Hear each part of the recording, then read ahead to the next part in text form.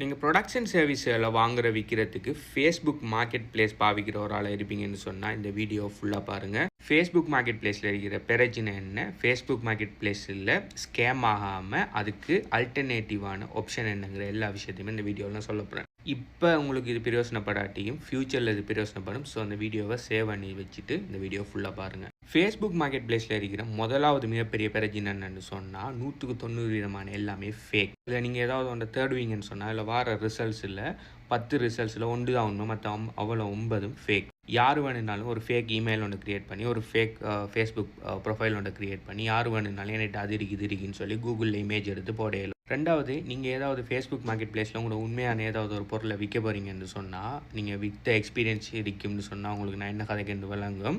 Is it அவைலபிள்னு சொல்லி message மட்டும் கிட்டத்தட்ட ஒரு நாளைக்கு 10லேருந்து 100 மெசேஜ் சும்மா வரும்.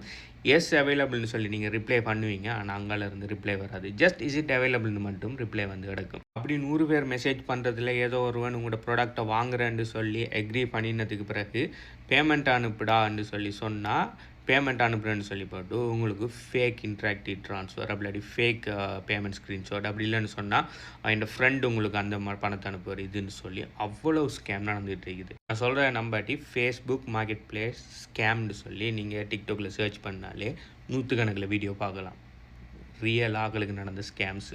அடுத்தது, உங்களோட ஏரியாவில் எல்லாமே எங்கேயோ ஒரு 100-200 கிலோமீட்டருக்கு அங்கால இருந்தாலும் ஆக்கள் மெசேஜ் பண்ணுவாங்க. இப்போ உதாரணத்துக்கு நீங்கள் வீட்டில் ஹோம் குக் பண்ணி ஏதோ ஒரு டிஷ் ஒன்று செல் பண்ணுறீங்க. உதாரணத்துக்கு துபாய் சாக்லேட்டை நீங்கள் வீட்டை க்ரியேட் பண்ணி சைட் பிஸ்னஸாக ரன் பண்ணுறீங்கன்னு வைங்க. ஸோ உங்களோட துபாய் சாக்லேட்டை நீங்கள் க்ரியேட் பண்ணினா யாருன்னா பக்கத்தில் இருக்கிற ஆக்கள் யாருன்னா ட்ராவல் பண்ணி வந்து எடுத்துகிட்டு போகிற ஆக்கள் தான் வாங்கணும். அவங்க தான் உங்களோட டார்கெட் கஸ்டமர்ஸ், ரைட்? ஆனால் நீங்கள் அதை லிஸ்டிங்கை நீங்கள் மார்க்கெட் பிளேஸில் போட்டிங்கன்னு சொன்னால் அது எல்லாருக்குமே காட்டும். மோஸ்ட் ப்ராபப்ளி சில மெசேஜ் பண்ணுவானால் நீங்கள் டொரண்டோவில் இருக்கீங்கன்னு சொன்னால் கியூபேக்கில் இருந்து மெசேஜ் பண்ணுவாங்க, இதை எடுக்கலாமா இல்லாட்டி இஸ் இட் அவைலபிள்னு சொல்லி. அவனுக்கே தெரியும் அங்கேருந்து இங்கே வந்து இந்த $10 சாக்லேட்டை வாங்கிட்டு போகிறது பர்த்லேருந்து அவனுக்கு இவங்களும் தெரியும். சும்மா மெசேஜ் போடுவான், என்ன அவனை லொக்கேஷனை கன்ஃபார்ம் பண்ணிக்க மாட்டானு, போட்டிருக்க மாட்டானு.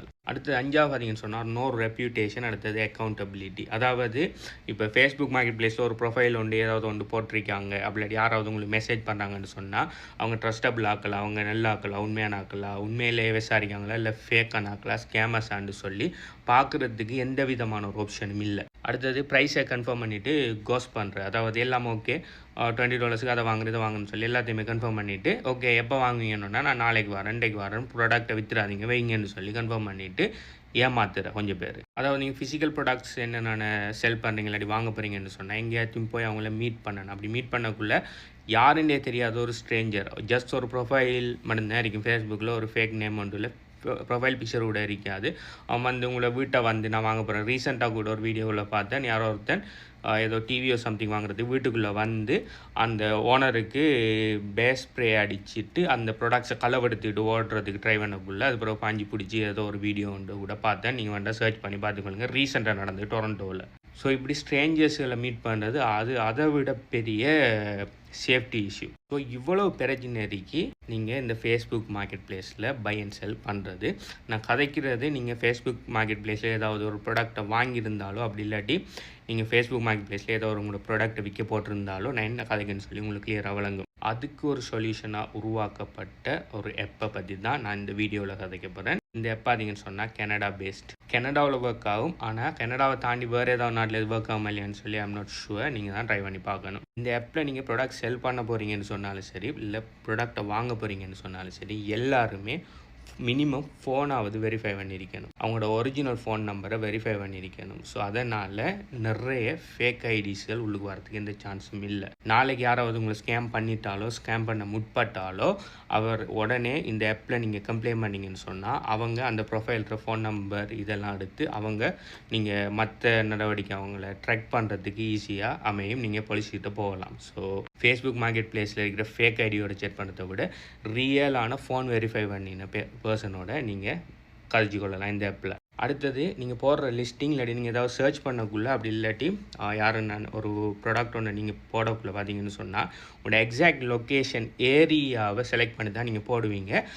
நீங்கள் இருக்கிற ஏரியாவில் ஒரு 25 கிலோமீட்டர் 30 கிலோமீட்டர் நீங்கள் டிஸ்டன்ஸை செலக்ட் பண்ணினா அந்த ஏரியாவில் இருக்கிற ஆக்களில் மட்டும்தான் காட்டும். ப்ளஸ் அந்த ஏரியாவில் இருக்கிற ஆக்களுக்கு மட்டும்தான் உங்களோட ப்ராடக்ட்ஸ் அண்ட் சர்வீஸை காட்டும். இங்கே பாருங்கள், நீங்கள் யாருக்கு நான் மெசேஜ் பண்ணணும்னு சொன்னாலும் சரி, நீங்கள் லிஸ்டிங்ஸ்கள் போடணும்னு சொன்னாலும் சரி, கரெக்டாக நீங்கள் வெரிஃபை பண்ணணும். நீங்கள் வெரிஃபை பண்ணதுக்கு பிறகு நீங்கள் எந்த ஏரியாவில் இருக்கீங்கன்னு சொல்லி எக்ஸாக்ட் லொக்கேஷனை கொடுக்கணும். நான் டவுன் டவுன் டொரண்டோன்னு கொடுத்து கன்ஃபார்ம் பண்ணுறேன். பாருங்கள், இந்த டிஸ்டன்ஸ் 25 கிலோமீட்டர் டிஸ்டன்ஸுக்குள்ள ஆட்களுக்கு மட்டும்தான் இந்த லிஸ்டிங் காட்டும். அதை தாண்டி சர்ச் பண்ணுற எல்லாருக்குமே காட்டும். இப்போ உதாரணத்துக்கு நான் ஒரு ஃபோன் ஒன்று இதில் லிஸ்டிங் போட்டிங்கன்னா இந்த ரேஞ்சுக்குள்ளே இருக்கிற ஆட்களுக்கு மட்டும்தான் என் ஃபோன் காட்டுமே தவிர அதை தாண்டி யாருக்குமே காட்டாது.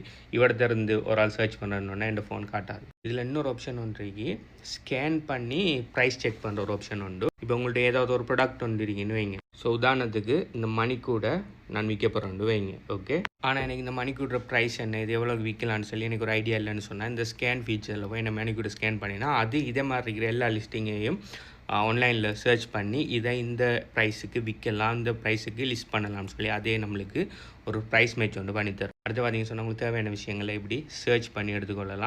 இதில் நீங்கள் பார்க்குற எல்லா விஷயமுமே வெரிஃபைட் யூசர்ஸ். இப்போ ஒரு ஆள் இந்த காரை விற்க போட்டீங்கன்னு சொன்னால் இவர் உண்மையான ஆள் தான் சொல்லி இவர் இந்த பிளாட்ஃபார்மில் வெரிஃபை பண்ணதுக்கப்புறம் இவர் லிஸ்டிங்கே பண்ணலாம். ப்ளஸ் நீங்கள் கேட்டகரி வைஸாக கூட இதை நீங்கள் ப்ரௌஸ் பண்ணிக்கொள்ளலாம். இதில் இருக்கிற இன்னொரு பெஸ்ட்டான ஃபீச்சர் ஒன்று என்னென்னு சொன்னால், இப்போ உதாரணத்துக்கு இந்த ஷூவை நான் கிளிக் பண்ணிட்டேன்னு சொன்னால் இந்த ஷூ உங்களுக்கு போட்டால் இது அழகாக இருக்குமா இல்லையான்னு சொல்லி நீங்கள் வாங்கினதுக்கு அப்புறம் போட்டு பார்க்கணுன்னு இல்லை. இதில் இவங்கள்ட்ட ப்ரிவியூ திஸ் அவுட்ஃபிட்னு சொல்லி ஒரு ஆப்ஷன் இருக்கும். அந்த இதில் அதை கிளிக் பண்ணிங்கன்னு சொன்னால் உங்களோட ஃபோட்டோ அப்லோட் பண்ண சொல்லும். உங்களோட ஃபோட்டோ அப்லோட் பண்ணிங்கன்னா இந்த ஷூவை உங்களுக்கு போட்டால் எப்படி இருக்குன்னு சொல்லி நீங்கள் வர்ச்சுவலாகவே ஏஐயை வச்சு நீங்கள் அந்த ஷூவை போட்டு பார்த்து ஓகே உங்களுக்கு லுக்காக இருக்கான்னு பார்த்து அதுக்கு பிறகு பர்ச்சேசிங் டிசிஷனை நீங்கள் எடுக்கலாம். அவர்கிட்ட கதைக்கிறதுக்கு முதல்ல நீங்கள் எல்லாத்தையும் செஞ்சு பார்த்து போட்டு உங்களுக்கு பிடிச்சிருந்தா மட்டும் அதுக்கு பிறகு போய் நீங்கள் அவருக்கு மெசேஜ் பண்ணலாம். அடுத்து இதில் முக்கியமான விஷயம் வந்து ரெப்யூட்டேஷன் ஸ்கோர்னு சொல்லி ஒரு விஷயம் ஒன்று இருக்குது. இதில் பார்த்தீங்கன்னு சொன்னால் ஒவ்வொரு ப்ரொஃபைலும் அவங்க ஆக்களோட பண்ணுற மெசேஜில் வச்சு அவங்க எந்த அளவுக்கு நல்லா மெசேஜ் பண்ணுறாங்க, மெசேஜ் பண்ணி போட்டு கோஸ் பண்ணுறாங்களா, அவங்களோட